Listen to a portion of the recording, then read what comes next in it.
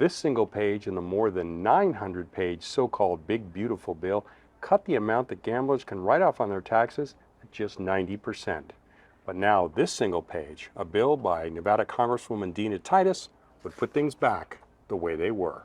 Titus introduced the bill called the Fair Bet Act after the Republican tax and spending bill passed with a Senate amendment to the tax code. The tax change could have a big impact, not just on professional gamblers, but anyone who writes off gambling losses. For example, a gambler who won $100,000 but lost the same amount would now only be able to write off $90,000 and owe taxes on the remaining $10,000, even though they never saw that money. Titus tells me the impacts are widespread. But, they pretended or suggested that this would only impact professional poker players. But that's not true. It's anybody who gambles. Maybe somebody bets on a football game or plays a slot machine or is just a small poker player, not a real professional. So it has a wide-reaching impact. That's what I heard recently when I spoke with Jonah Lopez, who came to Las Vegas to participate in the World Series of Poker. He said leaving the deduction at 90% would have a negative impact on gambling in Las Vegas. World Series of Poker main event, for example,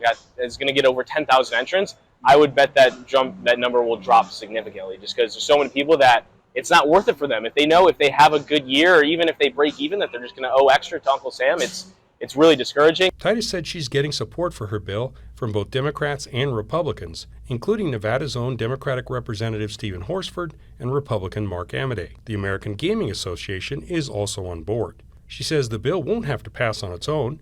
It could be an amendment to another bill, one that has to pass this year, which would offer relief to gamblers before they file their taxes.